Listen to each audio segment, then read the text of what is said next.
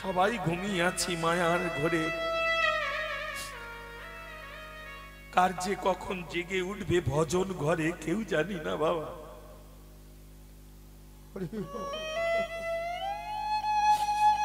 রাধে রাধে। বেশ কিছুদিন চলে গেল,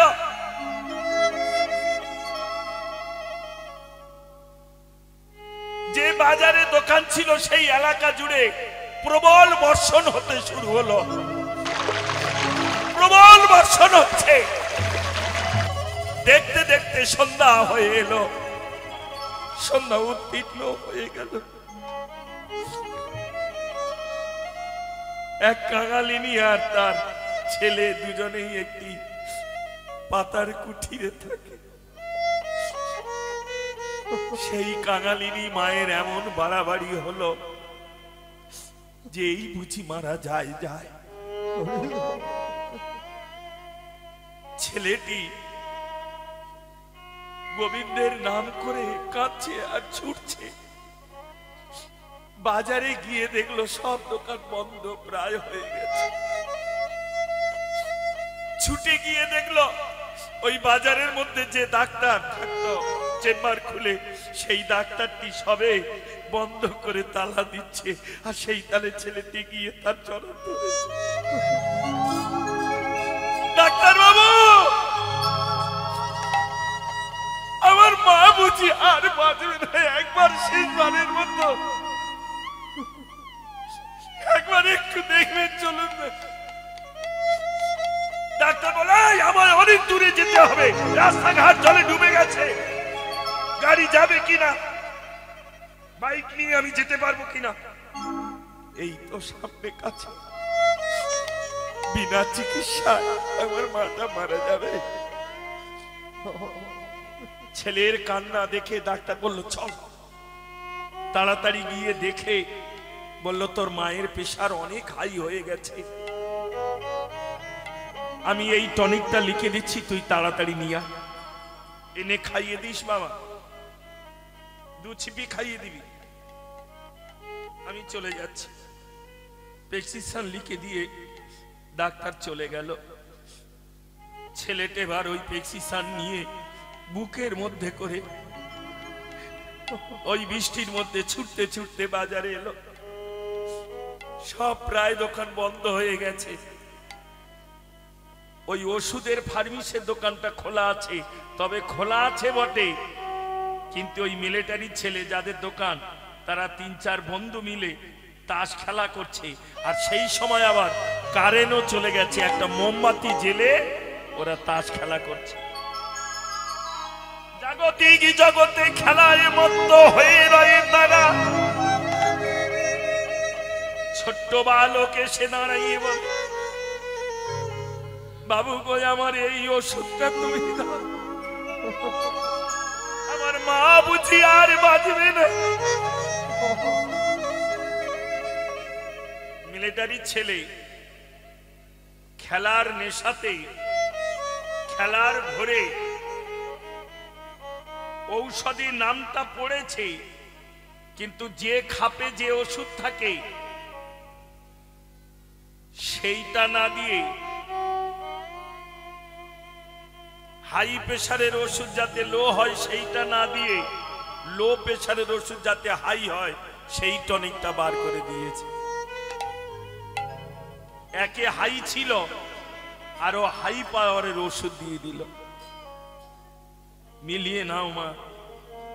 কিন্তু এ তো ছোট্ট বাচ্চা ছেলে, এ তো এত পড়াশোনা জানে না। এই ওষুধটা বুকে নিয়ে আর এতটা করে জল রাস্তা দিয়ে যাচ্ছে আর গোবিন্দের কাছে কাঁদছে, গোবিন্দ এ জীবনে তুমি তো জানো ওই মা বিনে আমার আর কে আছে।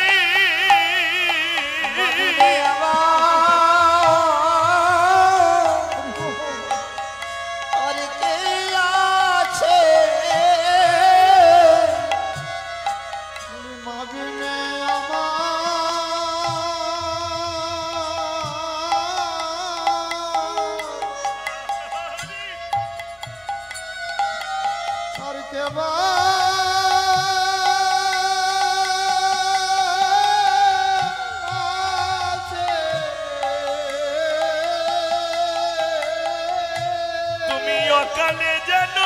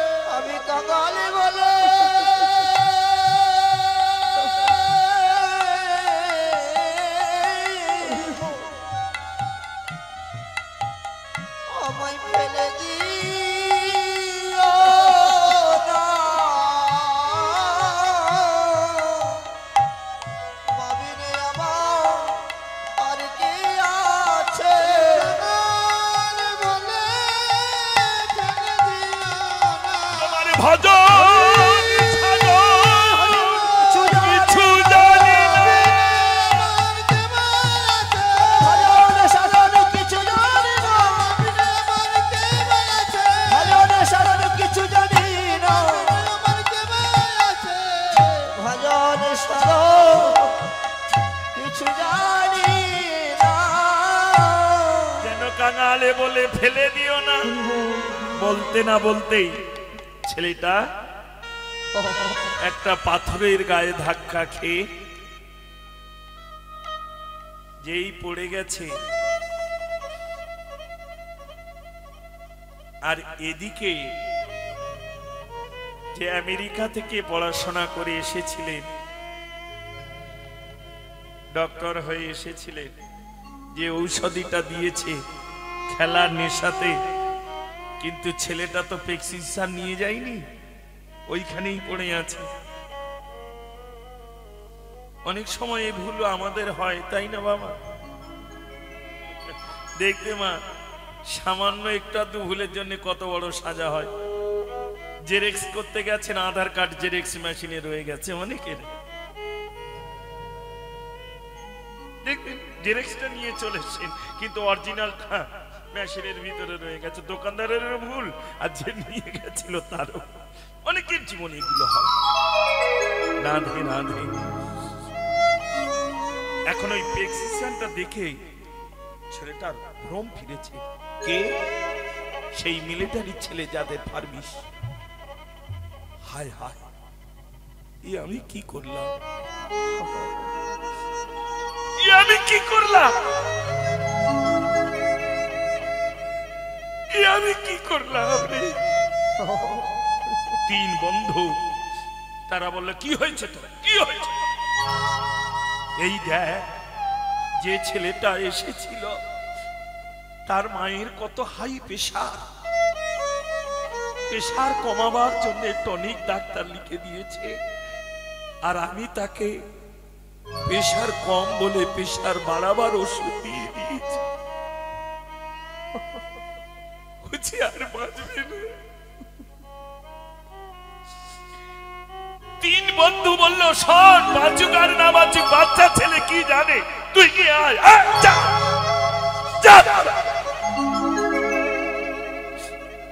সঙ্গ দোষেই আমার আজ মনে পড়ে গেল বাবার কথা।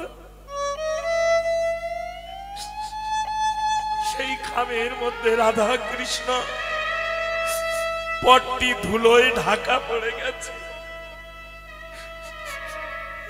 নিজে বসন দিয়ে মানে জামা দিয়ে সুন্দর করে পরিষ্কার করছে আর কাঁদছে, গোবিন্দ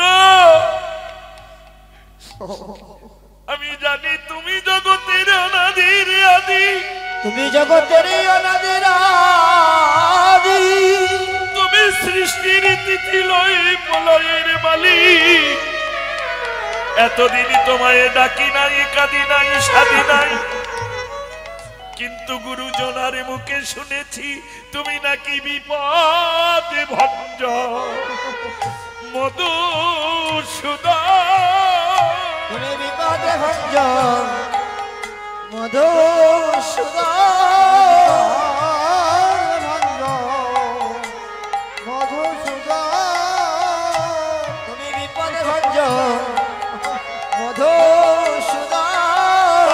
এই বিপদে রক্ষা করো লেখো,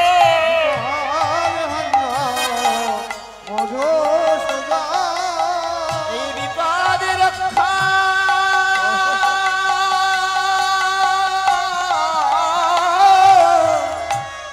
করো এখন, তুমি বিপদ ভঞ্জন মধুসূদন।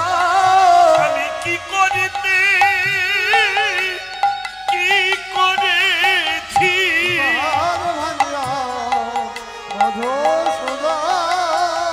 আমি কি করিতে কি করেছি, ওহে অনাদি হরি শ্রী গোবিন্দ।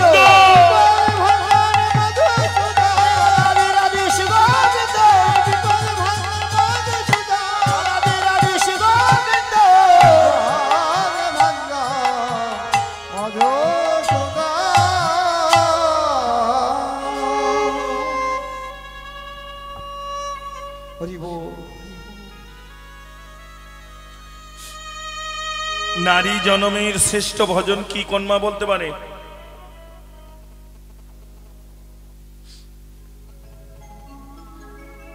বুঝতে পেরেছি, ফ্রিতে কিছু হবে না, না টাকা দিতে হবে। জানি যে মা বলতে পারবে 101 টাকা দেবো। এই ইউটিউব হচ্ছে। নারী জনমের শ্রেষ্ঠ ভজন কি? সব ইউটিউবে আমায় এই সব কথা জিজ্ঞেস করতে দেখবি।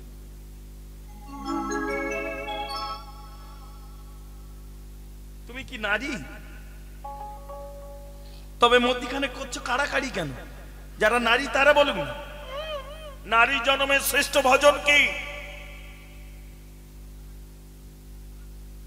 যে মা বলতে পারবে 101 টাকা কথা দিচ্ছি। এই টাকা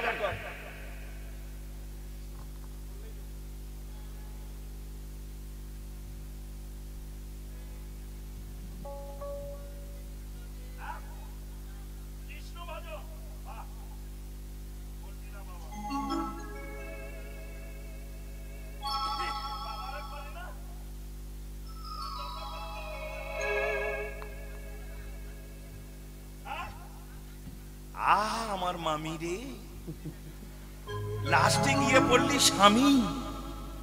এসব স্বামী নয়, আসামি। এই যে সাজিয়ে আনে, কখন খালি করে দিয়ে চলে যাবে কেউ জানি না।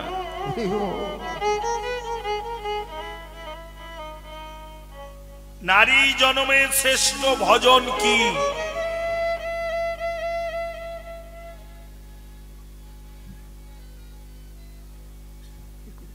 বলে দি। হ্যাঁ ও বলে না, না ও বলে না। হ্যাঁ হ্যাঁ যদি বলো তো এখান থেকে কত লোক শুনতে পাবে।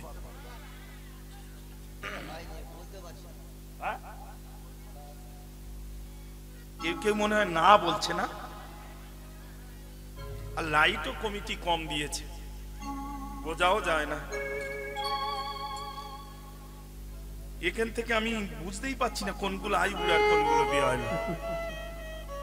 কারণ কিছু কিছু প্রশ্ন জানার। তাহলে নারী জন্মে আমা এই যে তুমি বললে স্বামী, আমি বলেছি নারী জনমের শ্রেষ্ঠ ভজন, তাহলে আই বুড়ো মেয়ে স্বামী কোথায় পাবে? সেও তো নারী, আর যে বিধবা সেও নারী। যাক, আমারও যাওয়ার টাইম হয়ে গেছে বাড়ি, আমি আর কতক্ষণ কি করব? হ্যাঁ, আমি আর কতক্ষণ থাকতে পারি? তো বলে যাই নাকি? বলে দি,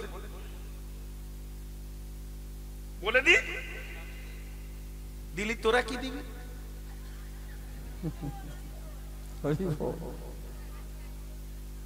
কিচ্ছু দিতে হবে না মা, এমনি করে প্রত্যেক বছর কমিটিকে একটু আশীর্বাদ করে দিস, আর কিচ্ছু না। দেখবি মা, 10-এর লাঠি 1-এর বোঝা, 10 জন যদি আশীর্বাদ করে রে, এই জগতে কোনো কাজ করে থাকে না। তোরা আশীর্বাদ করিস, এই বৃন্দাবন যেন আরো পরিপূর্ণ হয়ে অগণিত ভক্ত নিয়ে সেজে ওঠে বাবা।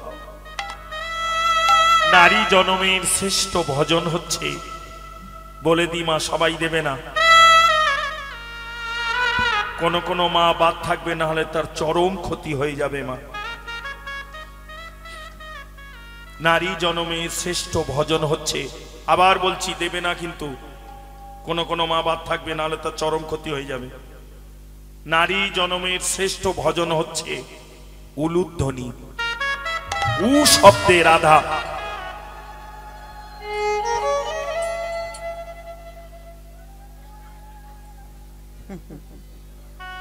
আমি কি বললাম? এই যে উলুধ্বনি দিচ্ছে, এগুলো হচ্ছে গুঁতনো ভক্তি, গুঁতোয় পড়ে দিচ্ছে। 3 ঘন্টার ওপর গান হয়ে গেল, কই দিয়েছে আগে? যার ঘরের জিনিস সে বাড়ি নিয়ে যাবে, আমার কি? আজকে যদি ওর ননদের বিয়ে হতো মা, বলতো দিতে নি। যাক শোনো, রাধে রাধে। নারী জনমের শ্রেষ্ঠ ভজন উলুধ্বনি, কিন্তু সবার দিতে নেই জননী। উ শব্দে রাধা, লু শব্দে কৃষ্ণ।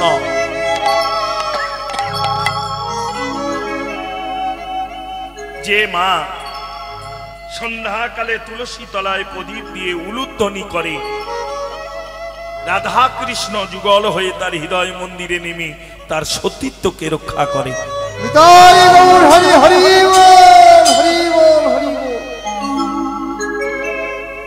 তাহলে বোঝা গেল নারী জনমের শ্রেষ্ঠ ভজন কি? কি বললাম? হ্যাঁ, আর কি বলে গেলাম? সবার দিতে নেই জননী, কোন কোন মা বাদ থাকবে। দাঁড়া না, কি বলছো? কারা বাদ থাকবে? এবার যারা বাদ থাকবে তারা টাকা দেবে, তবে বলবো, না সব সময় সব কথা থাক বলতে হবে না। আমার দিতে হবে না, আমার দিতে হবে না, ওটা ভেবো না যে নেড়া ইনকাম করার। এই শোন মা, 3 টাকা বিলেটে আমার কাজ হয়ে যায়, আমার অত দরকার নেই। বাস্তব কথা, আমার জ্ঞান হতে এখন আমি ওই মাজা মাখিয়ে দিয়েছে সাবান টাবান, তারপরে আর আমার জ্ঞান হতে আমি মাখিনি। হ্যাঁ যাকে, কিন্তু তাই বলে বলবো না যে আমার দলে কেউ নেই। আমার ভাই বসে আছে, বাবা এ আবার ফেস ওয়াশ ছাড়া গানে ওঠে না, ভুরু শেভ করা হয়েছে না। তোরা কি সাজবি দেখতে পাচ্ছি। নারী জনমের শ্রেষ্ঠ ভজন উলুধ্বনি, তবে সবার দিতে নেই জননী। কোন কোন মা বাদ থাকবে। আসতে বাবা, কারা কারা বাদ থাকবে বলে দিয়ে মা। কি বলছো? মারবে না তো কেউ? মারবে না তো? কথা দিচ্ছে শিও না। ও থাকে কে কি মনে করবে, থাক, দরকার নেই। হ্যাঁ বলবো না।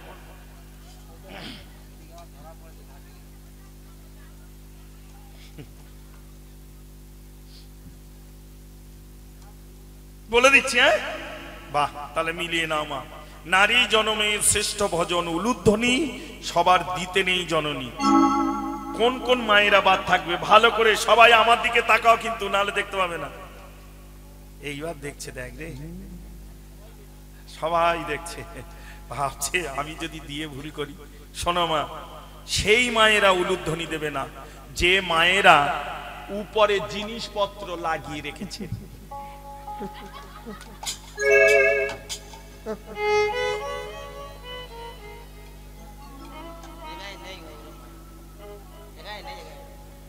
তুই নেই বলছে, আর ওই মুছছে কি ব্যাপার? ওই ওই না,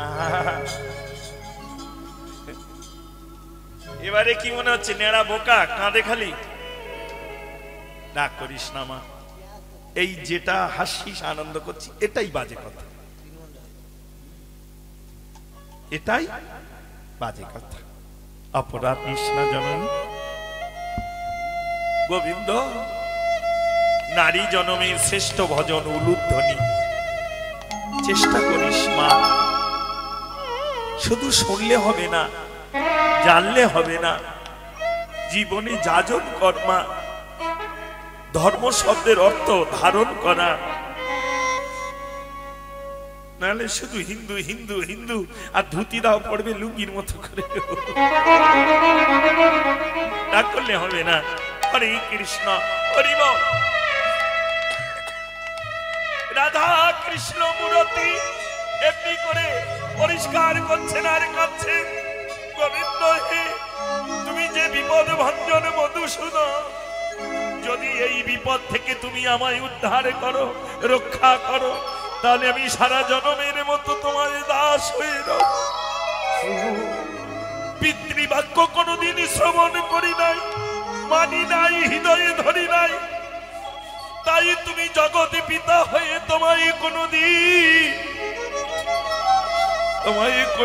সেবা করি না। কিন্তু আজ মনে হচ্ছে তুমি পারিলে পারিতে পারো। এদিকে ফার্মেসে সেই আমেরিকার পড়াশোনা করে আসা মিলিটারির ছেলে, সেই গোবিন্দের রাধা কৃষ্ণের ছবিটা মুছছে আর কাঁদছে। আর ওদিকে বাচ্চা ছেলেটা সেই টনিকের বোতল ভাঙা অবস্থায় সেইটাই নিয়ে আসে, ছুটে এসে বলল, বাবু গো, ও বাবু, বাবু, এই দেখো আমি সব ফেলে দিয়েছি।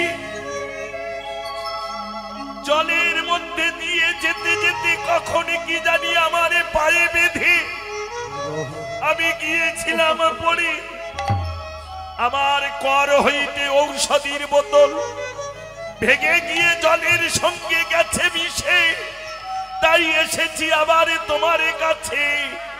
এই ঔষধি তুমি আর একটা আমায় দাও দেখি।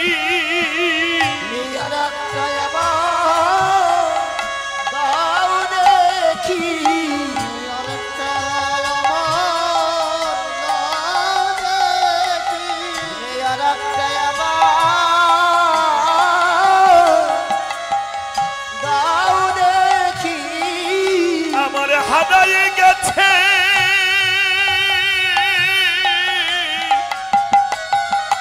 আমি পড়ে গিয়ে আর একটা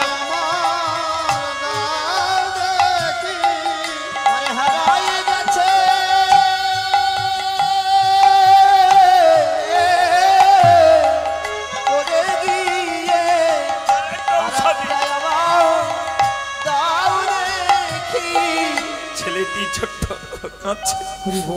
আমি জানো বাবু, আমার কাছে কিছু নেই গো, কিন্তু আমার মা মনে হয়। মিলিটারির ছেলেটা ভাবলো, গোবিন্দ তুমি আছো, সামান্য এই কাগজে মূর্তি আঁকা, একটুখানি তোমায় পরিষ্কার করে ডেকেছি, তাও তুমি আমায় রক্ষা করলে। গোবিন্দ তুমি এত করুণার নিধি। বাবা দাঁড়া, কারণ এ তো নিজে ডাক্তারি পড়েছে, তাড়াতাড়ি করে ইঞ্জেকশন ঔষধি সকল কিছু ভরে নিলেন। দোকানটা ওইভাবে নামিয়ে শাটার নামিয়ে ছিটে চললেন। গিয়ে মাকে ঔষধি ইঞ্জেকশন দিয়ে ধীরে ধীরে সুস্থ করে তুললেন। সকাল হলো, সারা রাত ওইখানে ডাক্তার আর ওই বাচ্চা ছেলেটা, ওই যার ফার্মেসি দোকান আর ওই বাচ্চা ছেলে অনাহারে অনিদ্রায়। সুস্থ যখন মা হলো, সকালবেলা বলল, মা এখন তুমি কেমন? বললো, আমি অনেক সুস্থ। মা তুমি জানো না আজ তোমার কারণে আমার কত বড় চৈতন্য।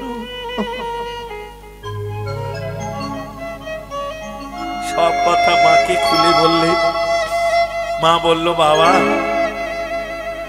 এ জীবনে গোবিন্দ কার যে কি করিয়ে নেয় আর কার যে কখন জাগায় আমরা কেউ জানি না বাবা। বলল, মা আজ থেকেই তোমার ছেলে সকল ভার আমি নিলাম, এর শিক্ষা দীক্ষা যা কিছু সব আমি। মিলিটারি ছেলে ফিরে এলো, দোকানে এলো, শাটার তুলে সুন্দর করে পরিষ্কার করে সেদিন থেকে নিত্য সেবা করতে ওই গোবিন্দ। এ জীবনে যার জাগে তার এমনই জাগে, আর যে ঘুমায় আছে মায়ার ঘরে তারে কবু নাই জাগে। তেমনি রাধা রানীর কৃষ্ণ বিরহ জ্বালা জেগে গেল, সখীদের সঙ্গে বসে বসে কাঁদছি। সখীরে তোরাই আমারে বলে দে এখন আমি কি বা করি। নিবান্ধব হইল পুরী,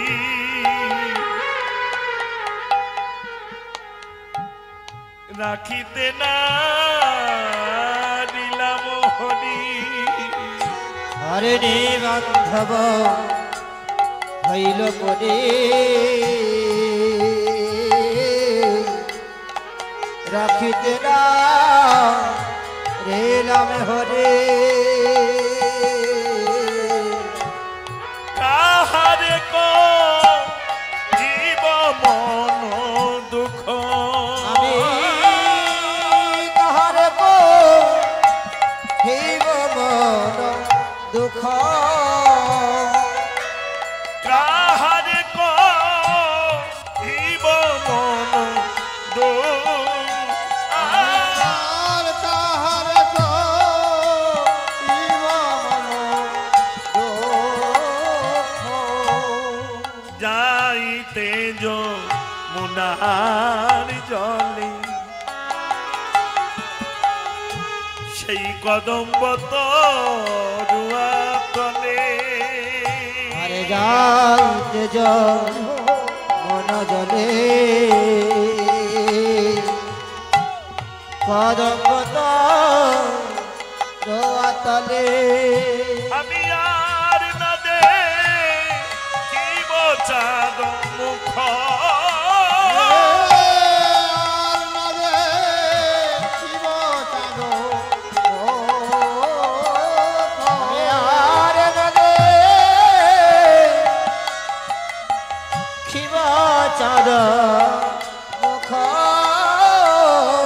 সেই বদনে আমি আরে দেখি নাই রে, সেই বদনে আমি দেখি নাই রে।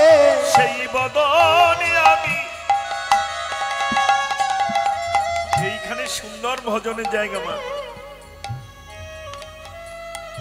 লক্ষ্য করো। এই রাধারানী বলেছেন, যদি নয়ন মুদে থাকি অন্তরে গোবিন্দ দেখি, নয়ন মেলিয়া দেখি শ্যামে।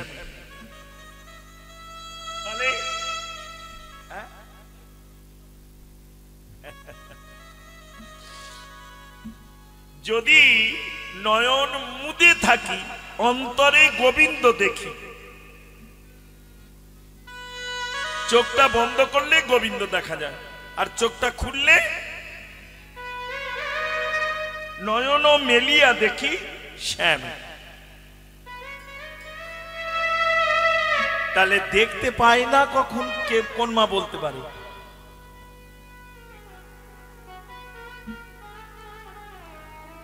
আগের বছরে শ্যামসুন্দর বাবু কত টাকা নিয়েছে?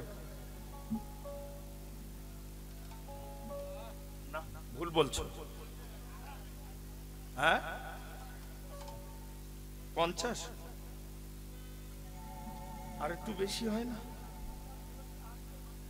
আচ্ছা, যাক, তাহলে এত বড় বড় কীর্তনিয়াদের এনে কীর্তন শুনিয়ে পেয়েছি কি আমরা? রাগ করলে হবে না। যদি বলছো খোকা তুমি আমাদের জ্ঞান দিচ্ছ, না মা, আমি জ্ঞান দিতে আসিনি, শুধু তোমাদের এইটুকু চরণে অনুরোধ নিবেদন, ধরে রাখো মা, ধরে রাখো এই হৃদয় পাত্রে কৃষ্ণ প্রেমটাকে, ধরে রাখো মা। নয়ন মুতলে দেখা যায়, নয়ন মিললে দেখা যায়, দেখা যায় না কখন?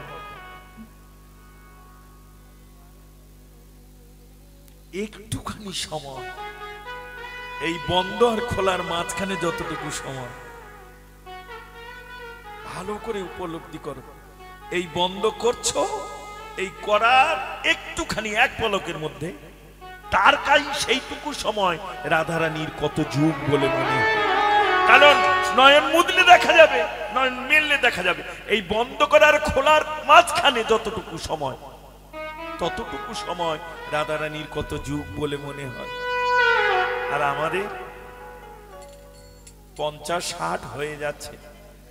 ও বাবা, এবারে একটুখানি বয়স হোক, এর মধ্যে রাধে রাধে। তারই জিজ্ঞাসা করো না, বাবা কদিন আর থাকবে তুমি? বলো তা তো জানি না। তাহলে জানো না যখন সে জিনিস নিয়ে মেতে আছো কেন? রাগ করবে না মা। ছোট্ট করে একটা জিনিস তোদের শিখিয়ে দিয়ে যায়। এ জীবনে যখন যোগের ঘরে পড়বি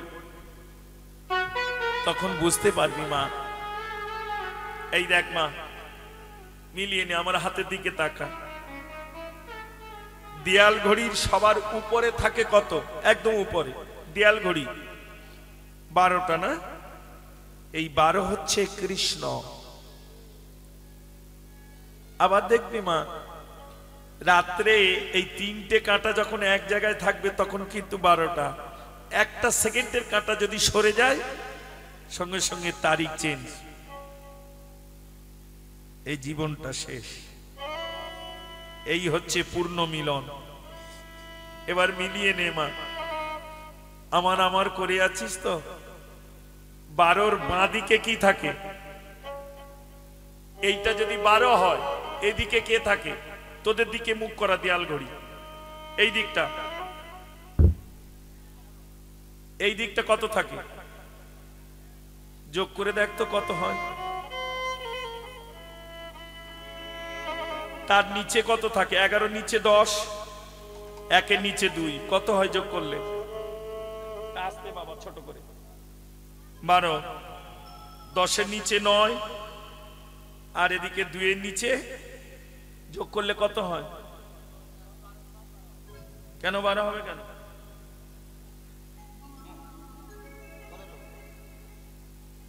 তার মানে ঘড়িও টিক টিক করে বলে দিচ্ছে তোর 12টা বাজছে, তাড়াতাড়ি রেডি হ। নিচে সব থেকে আছে 6। এ জীবনে যাদের সেই কৃষ্ণ প্রেমের ভয়, তারাই নিচু হতে হয়। নিচু যখনই হতে পারবে তুমি 6 আর তোমার গুরু 6, এই যোগ দিয়ে তোমাকে কৃষ্ণ ঘরে মিলিয়ে দেবে। পূর্ণ 12 হয়ে তুমি পূর্ণানন্দের আনন্দের ঘরে চলে যাবে। জয় হরি হরি হরি। জীবনে যা কিছু মা শুধু দিয়াল ঘড়ি দেখে আমরা ছুটে মরি, তাই না? এই 11টা বেজে গেল, 10টা বেজে গেল, কিন্তু নিজেরা দেখি না যে আমার জীবনের ঘড়িটাও তো বাজছে গো।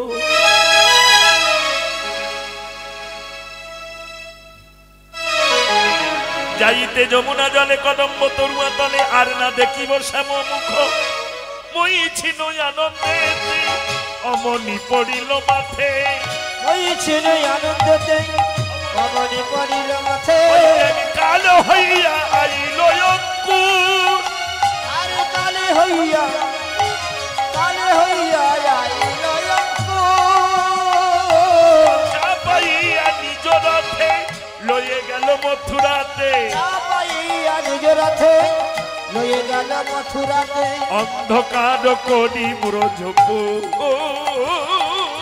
অন্ধকার করি ব্রজপু, ও অন্ধকার। এইখানে আরো ভজন আছে খুব গভীরে, তাই না? খুব সুন্দর ভজন, লক্ষ্য করো। কংস অক্রুরের দ্বারা রথ পাঠিয়েছিলেন কৃষ্ণকে নিমন্ত্রণ করার জন্য। কৃষ্ণ বলরাম কিসে নিমন্ত্রণ? ধনুর যজ্ঞে, তাই না? তাহলে রথটা কার? কংসের। নিয়ে এসে কে? অক্রুর নিমন্ত্রণ করতে। আমার কি কিনেছি রে? চপমুড়ি? হ্যাঁ, পয়সা দিবি? এই নে তো।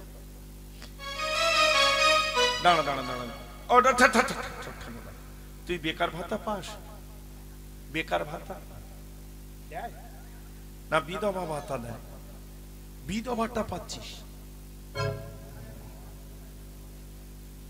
দিচ্ছে কত করে? এই হইছে সবে, তুই আমার ক টাকা দিচ্ছিস? কেন দিবি? কেন? এই আরম্ভ হয়েছে। তা তুই এবছর রাখ, সামনের বছর ফের আমি আসবো। আই যেটা নিচ্ছে ওটা রাখ। হ্যাঁ, তুই সামনের বছর বেঁচে থাকবি, কোনো গ্যারান্টি নেই। হয়তো তুই থাকবি, কিন্তু আমি থাকবো কিনা তাও গ্যারান্টি নেই।